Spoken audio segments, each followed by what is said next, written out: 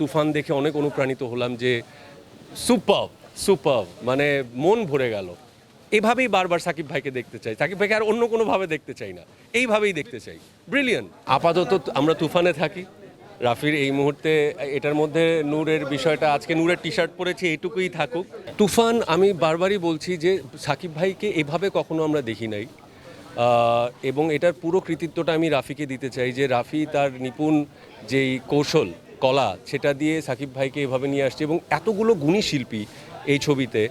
আপনাকে বুঝতে হবে, যখন আমরা সাকিব ভাইকে এভাবে দেখি, এই জেনারেশনের আমরা অনেক ইন্সপায়ার্ড হই যে এভাবেই সবসময় দেখতে চাই সাকিব ভাইকে। এই ধরনের অরাতে দেখতে চাই, নট অ্যাটায়ার, এই অরাতেই দেখতে চাই। এবং এই যে এতগুলো গুণী শিল্পী একসাথে একটা ছবিতে, এটা সত্যি মানে অতুলনীয়, কি বলবো।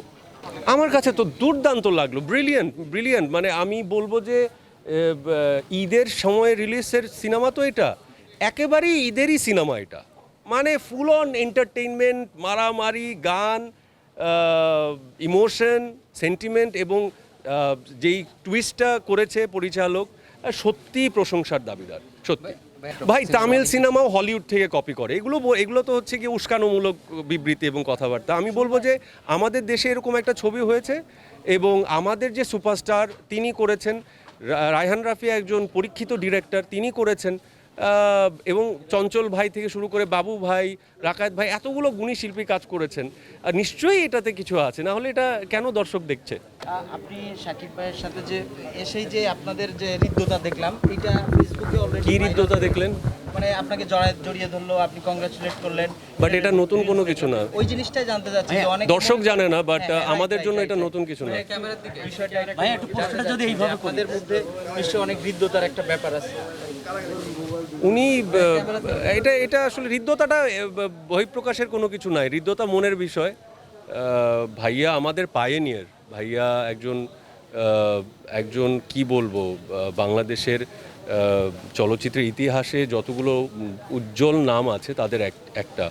তো আমরা সেইটাকে সামনে রেখে আমরা যারা এখন কাজ করছি তারা কাজ করছি।